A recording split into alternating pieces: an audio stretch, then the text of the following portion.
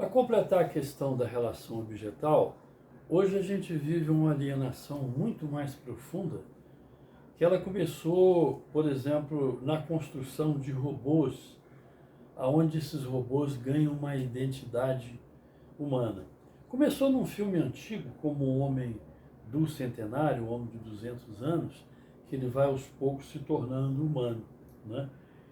E hoje isso passou depois para a construção de amantes artificiais, robôs, né?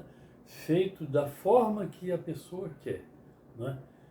E agora chegou a questão dos bebês reborn. Então, eu vi uma advogada falando hoje sobre isso, das questões jurídicas ligadas a isso.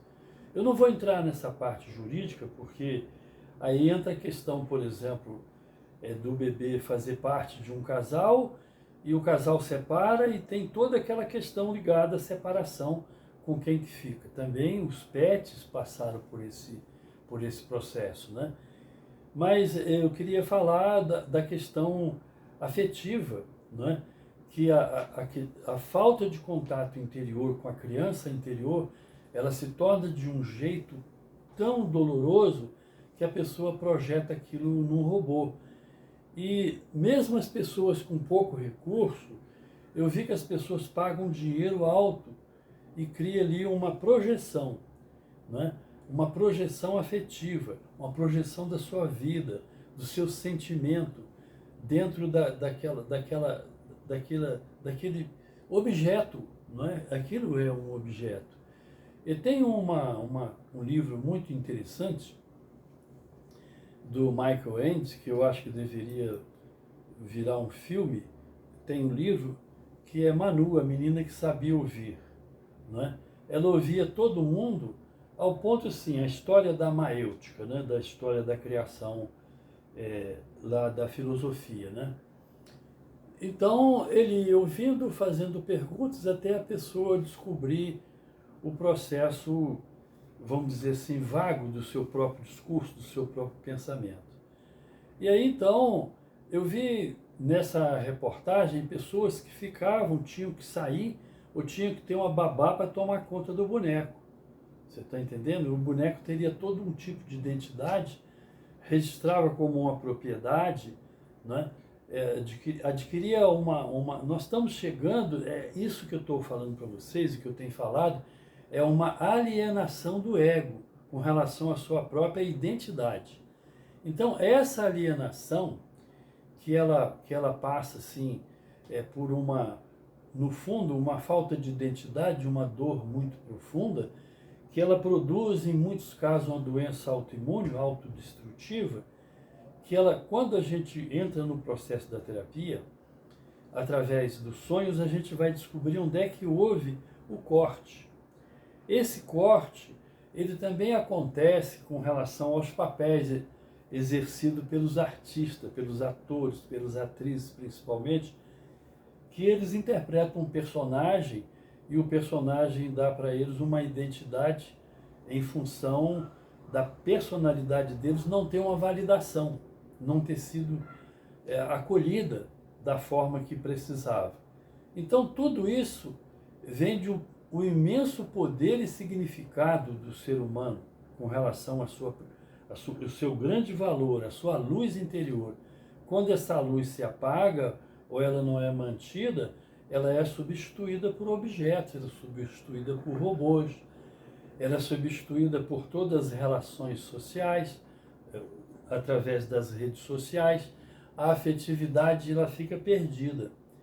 Então, a questão que que eu falei antes sobre a constelação, ela, quando a gente compreende o ferimento dos pais, porque eles foram feridos pelos avós, como nós somos vítimas de outras vítimas, a gente tem condição de desenvolver uma compreensão e aí a gente não precisa desenvolver nenhum tipo de ressentimento, porque a gente sabe.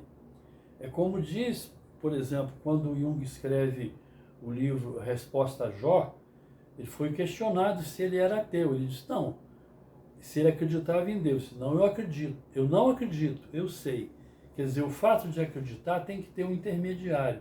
O fato de você saber, você é o portador da verdade.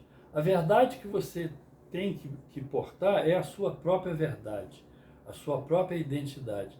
E essa identidade, a cada vez que você vem à vida, é a criança interior.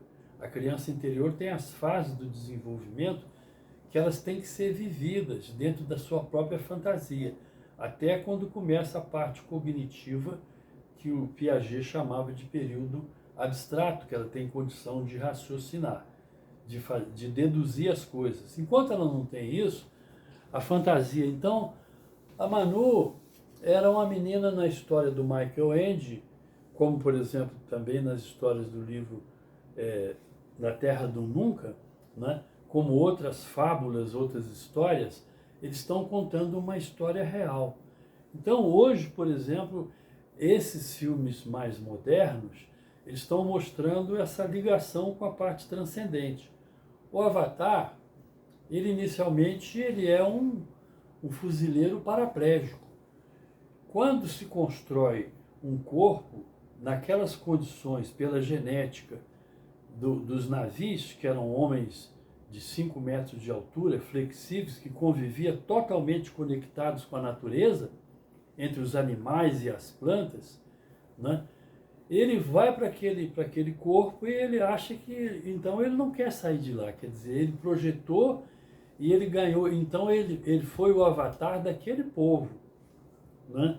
Porque eles eram explorados no sentido de tirar deles, destruir o planeta deles praticamente, para tirar o nióbio. Então é assim, aonde você semeia a sua potencialidade, os seus recursos, você vai colher.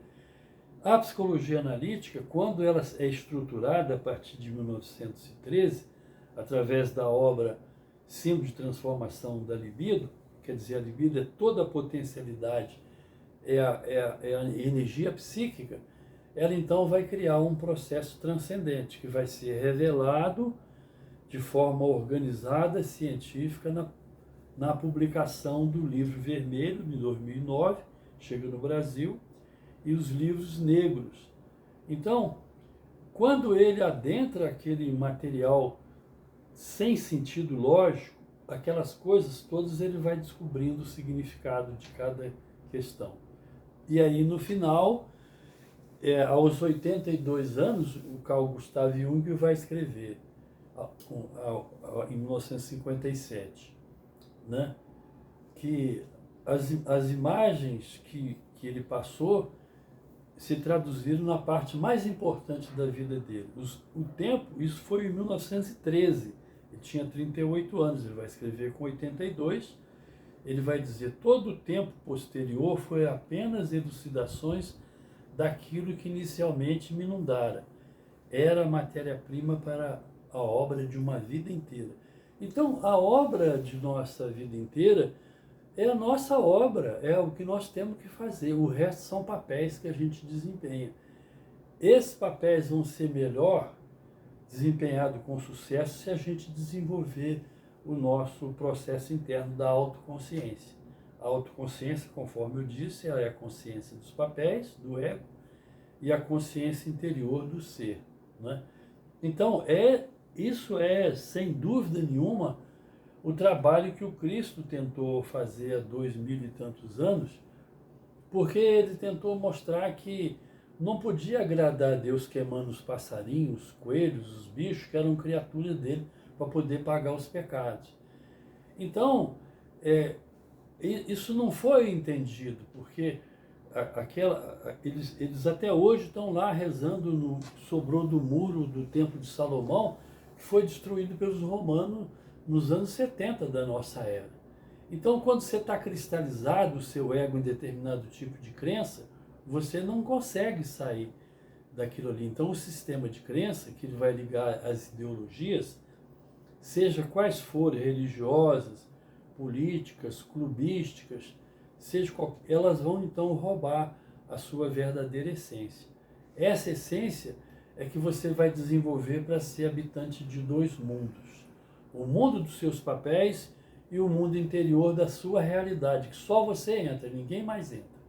Então hoje, quando eu sou procurado dentro do processo de terapia pelo processo pontual, eu não vou dizer essas coisas, porque a pessoa está ali para buscar uma questão fundamental do comportamento dela.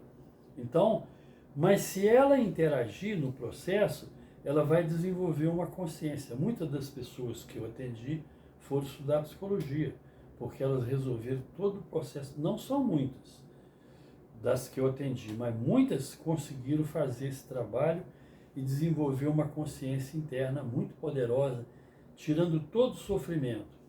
Então, agora eu estou começando a escrever os livros de casos, que são casos únicos de cada pessoa. Pessoa que, por exemplo, sonhou que o pai, que já tinha falecido há muito tempo, estava preso dentro de uma parede, por causa de alguma coisa que aconteceu. Isso não faz sentido lógico, isso não é lógica. Da mesma coisa que não dá para entender o trabalho do Leonardo da Vinci, nem dá para entender quando Thomas Edison falou, eu vou criar uma lâmpada.